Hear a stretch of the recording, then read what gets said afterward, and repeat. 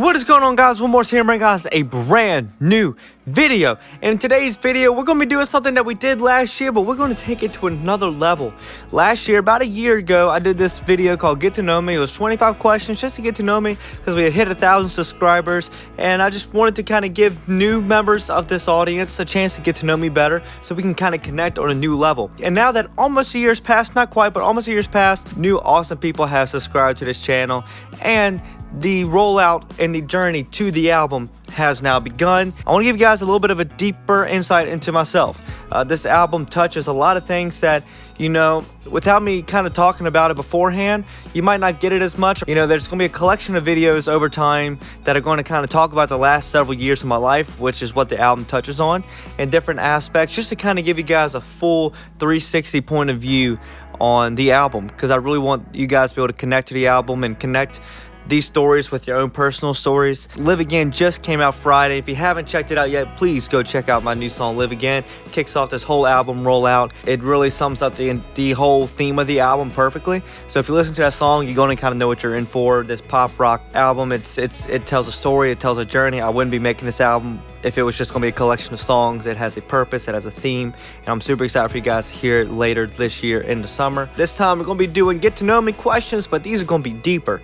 And you know, I want you guys to answer these questions also for yourself. I actually haven't really read through the questions. I've only read through a couple, so this is actually going to be my first time reading a lot of them, so I'm super excited to jump in. So hope you guys enjoy this video. Let's get it. Number one, what would you do if you knew you can't fail? The idea, I always think about not failing. This is really weird, but stick with me. I was listening to this interview with Dr. Phil from years ago, and he was talking about how he and his wife have had such a successful, sustaining marriage. And they said because no matter how bad a fight may have gotten, or an argument or disagreement, they would never let the D word, you know, divorce, enter the chat. For me, it's like the F word. Like there's the F word, but there's this F word, which is fail. I don't allow myself to acknowledge that word. Like there's no such thing as failing. There is lessons that I can learn from things that don't go as well as I had hoped they would. But I would never say I fail. You know, I think fail is such a strong term. I've been blessed with this life and blessed with so many opportunities that there is no way to fail. You know, it's just how can I get better and what can I learn from things that maybe didn't go well. But if I knew I couldn't fail, I'd walk right into Live Nation's office and say, all right, I want this worldwide tour with this budget. We're going to do arenas, not stadiums yet, but I want to do arenas. And this is the lighting design because I just have so many ideas for the day where I can tour. I know I haven't even done any type of shows yet, so there's definitely going to be this period of my life where I start doing shows, and it's going to gradually build, hopefully one day to arenas, even though it's very likely years and years away. I have all these ideas for songs and how they would be presented live. I would say if I knew I couldn't fail, I'd walk right into Live Nation with a list of demands and be like, all right, this is the tour. Let's get it going this fall, called the Live Again tour from the new album, Live Again. I would say that. It's not a super deep thing, but it may seem like to you that's not a super deep answer, but to me it is, because I just want to share my music with the world and tour the world and have those experiences with fans. And so that's something I think about every single day. I think that's probably the thing I think about more than anything, is touring. So yeah, that is definitely the idea. If there was a solution to my anxiety, what would it look like? I really don't say I have anxiety. I think that word is so overused nowadays. I think it's a very real thing, but I think when people get stressed or they get uncertain, I think we just like to hearken on that word because we just attach ourselves to it.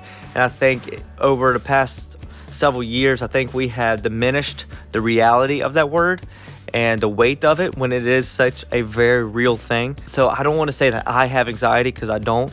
I'm very calm, very chill, very rational in all my thoughts. I don't really get overwhelmed by anything. The unsureties that I can have, I think, and this is going to sound cheesy, but I think there is a solution, and that is by faith. You know, walking in my faith and how I approach my faith, I think that kind of cures the anxiety. But also, I think there is a solution. I don't think there is. This question seems like there's no solution. I think there is a solution. I think it's do it. Just go and do it. I think that's something that I do struggle with sometimes. Sometimes I say I'm gonna do something, I get so close to the finish line, and I just never seem to get over the hump. So I think for myself, I wouldn't say the anxiety, but the unsureties I have. I just need to learn to tell myself to go, just do it. Do it. When was the last time you did something for the first time? I think it was when I did the paranormal investigation back in December. That was the first time I really, truly tried something new. That was such an interesting experience because you see these videos online about people doing the investigations, and even though I've had personal experiences, you always have the thing in the back of your mind, is it real, is it not real, like what is it? But you learn in that moment, you don't know what you're communicating with, and you probably don't want to know what you're communicating with. It is that answer, so it's like, oh, obviously yes, there is something there. There is something beyond our eyes, which we already know, but it's just that extra level of affirmation, I guess. It's that, oh yeah, it is real. So, and I'm not going to tamper with it. I'm going to investigate it. This is something that I do want to do going forward. I do definitely want to do paranormal investigations, and then it's all about being respectful and acknowledging that you're talking to something, but you don't know what you're talking to, if you get what I'm saying. What or who lights you up? Oh my goodness. I could give you a list. I'd say for who, I think just my friends and my family. I think lately, I've always been in constant communication with my friends from college, but I think lately it's been more. The Daredevil Born Again show kind of brought a lot of us back together, and been in contact with some other friends too, and Fortnite has helped. But yeah, I think being in contact with them has really just made my days brighter. And just my friends down here, my best friends since I was basically a baby, getting to hang out with them pretty much every day is honestly something that I don't take for granted, especially because I know there's a day where I'm gonna have to move away to another city for however extended periods of time for music and film or whatever, or touring, and I'm not gonna be able to see them every day, so I don't take it for granted. And right now too, I'm still at home with my family, and it's a choice that I've made to still be at home. There are opportunities and possibilities that I could go elsewhere, but the timing right now, it's to be at home, really just work on my craft and really just kind of build up for the future. Be with my family every day, have family dinner several times a week where we all gather together, and get to see my grandma every day when I come to the studio. Those are what light me up. Just being around people I love and care about and getting to spend time with them every day. And I really prioritize that. So yeah, that's who lights me up. And what lights me up? Doing this, making music, obviously that's what lights me up. How do I treat people who do nothing for me? That's a good question, because one thing I tell a lot of people is I'm not fond of wasting time. I'm not good at wasting time. That's something I'm not really good at. I would say I just treat them with respect. You never want to be in a spot where if they're in a town somewhere, your car breaks down, you want to make sure you're in a spot where you could call them up and be like, hey, I need some help. As long as I'm there with someone, we're good. It doesn't need to be this whole special fake friendship thing. So yeah. When do I feel truly alive? That is deep question. I'm traveling. I think when I'm just driving, going outside of my town, my area, I think I feel alive. I think it just gives me this fresh breath of air that I need every now and then, just to kind of get out and see other parts of the world and experience other parts of the world. But also writing music, I feel alive, because it's where this part that's inside of me that I kind of keep under wraps, kind of keep hidden. It's where that part gets to live and gets to speak and gets to pour itself out into the world. And so yeah, I would say writing songs and traveling is where I truly feel alive, which, funny enough, that's what touring is. So look at that, it's all full circle. What do I spend much time doing? What do I not spend enough time doing? Most of my time right now is recording the album and finishing the album. That is what most of my time is. But truly and honestly, it is working on music, working on YouTube. I'm pretty much always in this work. That's kind of how I approach this period of my life, this season of my life. It's just really focusing on my work and really prioritizing that, making sure I'm putting myself in the best position to succeed in this world of the internet and music and film and entertainment. Just clawing my way through the industry. That's kind of how I approach it every day. And what do I not spend enough time doing? I think meditating, whether that's spiritually or just literally just being by myself and just taking time in silence. I think I did a really good job of that last year, and I had a really good stretch, and then the NFL season came in, and oddly enough, that kind of threw it for a loop, because a lot of my days were filled up with work, so I could devote time to watching football, which is not necessarily the healthiest thing, but I love football. I would say just meditation, spiritually and with my faith and just with myself sometimes. I'm getting slowly back into it now. Lately, give myself enough time to just breathe and calm down. I've been kind of go. And once the album's done, I think I'll be able to really give myself that time again. If you were to die this evening without the opportunity to talk to anyone, what would you most regret not having told anyone? Why haven't you told them yet? This is good. I'm not sure that there's anything I have withheld from anyone that I really want to speak to. You know, I think there's not a whole lot that I've left unsaid. I think I've pretty much told everyone everything that I would like to tell them. You know, obviously, you know, I think about my family. It's like I feel like they've done so much for me. I feel like I've told them that I thank them for everything that they've done, but I do feel at times that, you know, I just never thank them enough. And I don't think I'll ever be able to. You know, I don't think I'll ever be able to thank them enough for all the help and the belief that they have given me, and the motivation they've given me, and the inspiration. So I think that's one of the big things. If I were to die today, I think I would still say, like, I didn't say thank you enough. What is something you love now that you never could have imagined you would like in the past? Running and nature and fitness.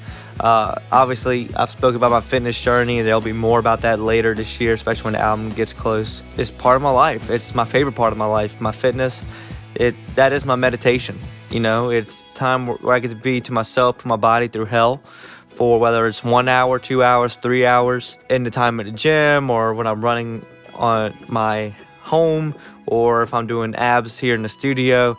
It's just that time where it's like I literally can't do anything else. I have to be devoted to this activity right now, and it helps clear the mind, and I just feel good physically and mentally and spiritually and emotionally. It kind of helps me get, you know, any anger or stress I have. It just helps me release it and just kind of feel fresh every day. So that's why I love getting my day started every day with either a run and a workout. It's just that it kind of gives me this whole reset every day, and I get to come in with a smile on my face and just be ready to go. I didn't really love running until about a little under a year ago. It's when I really fell in love with running, and especially outside with like 5Ks, 8Ks, and running in nature. I was very much against it for a long time, and I love it. So, and I highly suggest, I said in my vlog that I posted last week, that I highly suggest reconnecting with nature, whether that's walking, running, just sitting out in the woods or something, or listening to the water by a pond or a lake or river. It's really important to connect with the creation around us and not just what we have created as humans. For what in your life do you feel the most grateful? Obviously my family, my friends. That's obviously number one. But I think when it comes to myself, just the gifts that I've been given. I think even though it feels like it's a lot of people, I feel like it's a minority of people that are blessed with creative gifts. And I feel like I have a duty to serve with these gifts. And I have a passion to use these gifts for the rest of my life. And I'm just so grateful that I've been given them. Literally thank God every day that I had these gifts, because I can't even think, like, people ask me, you know, where do you think your life would be without music or YouTube or stuff? And honestly, I don't know, because, you know, you go back to 2011, 2010, I'm making videos similar to this, not knowing that this would be where I would go. It was always that passion, you know, doing theater, taking voice lessons, piano lessons, all these things, music, art, you know, entertainment has always been embedded in me since I was a kid. So that's what I just feel grateful for, is wanting to share myself with the rest of the world and not wanting to just stay in a little box the rest of my life. Complete this sentence. I wish I had someone with whom I could share. Ooh, this one's good. You guys know I'm single. I've been single for a while. Partially lack of trying. I tried a little bit last year. Didn't work out. Partially why the album exists. Even though the album's not about that, it just kind of, this moment that just, it wasn't super deep, but it hit me enough personally to where it made me reflect on myself and what was I not doing well, what did I need to get better at as a human and as a person, as a man. And that's what this album touches on, is learning how to be better, and some of those lessons I learned. And journaling super helped. Also, to go back to what I'm super grateful for, this journal, I have really exposed a lot of myself into this journal, and it has helped me immensely over the last year. Realize things that I don't think otherwise I would have realized. But to go back to the question, having someone to share the wins with. You know, this is a very stressful industry I'm getting into, and this time right now is really focused on just kind of setting myself up. So, you know, a lot of my friends they're doing trade jobs. They kind of got the jobs that they're going to do for the rest of their life, or somewhere in that vicinity. They're going to stay around here, so that, you know, they're ready to settle down with someone, or looking for someone to settle down with. For me personally, I see myself as like, this is like phase one, and I don't know how many phases we're going to go. So I haven't really felt that pressure personally to find someone, but you know, there is that moment where you have the highest of highs, whether you finish a song that you think is really good, or you go to Busch Gardens a lot, and you know, solo trips are great, but sometimes you wish you had someone to hang out in line with. But I know when the timing is right, she will be in my life, so whoever she may be. So I don't put too much pressure on it, but you know, I would say just someone to share the highs with and the lows. You know, when the lows, have someone to, you know, speak to, and having someone that, you know, I can also be the rock for them. I think that's also really important. There's a song that I have written for this album. I don't know if it's going to make the album, but it's called Meditation, and it's a song about that kind of yearning to be someone's rock. You know, someone that someone can pour their heart out to, and know that I will truly listen and try to be there for them. So that's what I would say is I wish I had someone I could share those moments with, the highs and the lows and the deep conversations. Last question. Your house containing everything you own catches fire after saving your loved ones and pets. You have time to safely make a final dash to save one item. What would it be and why? One item. My hard drive. My hard drive. That is it. My hard drive, baby. My hard drive. That is the one thing I'm going to save, because that has all my music, all the old videos of me growing up, videos of me now, behind the scenes, my music, my demos, the old songs, the new songs, unreleased songs. I mean, that hard drive right here, like I'm pointing at right here, literally has my life on it. So that thing goes, everything goes. So I would say that, because I would rather take that over my computer. I can get a new computer. I can't get those files back. So, you know, this might be like a shallow answer, but I am getting my hard drive because I'm not losing memories and files. And basically my entire career is on that hard drive. And if I lose that and all those assets, I'm screwed. But yeah, so this was a longer video and 12 questions, but thank you guys so much for watching this video. I really hope you learned something about me. I really want to start sharing myself more with you guys as we get closer into this album rollout process, so you guys get to know me a lot better.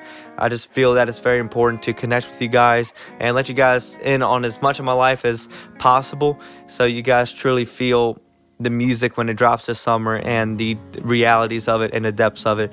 So thank you guys so much for watching this video. Make sure to go and stream the new song Live Again wherever you listen to your music. The album rollout is beginning, and it's going to be a crazy journey. But thank you guys so much. Make sure to subscribe if you haven't already. Make sure to like this video if you enjoyed. Make sure that bell button down below so you can find every single time I upload a brand new video to the channel.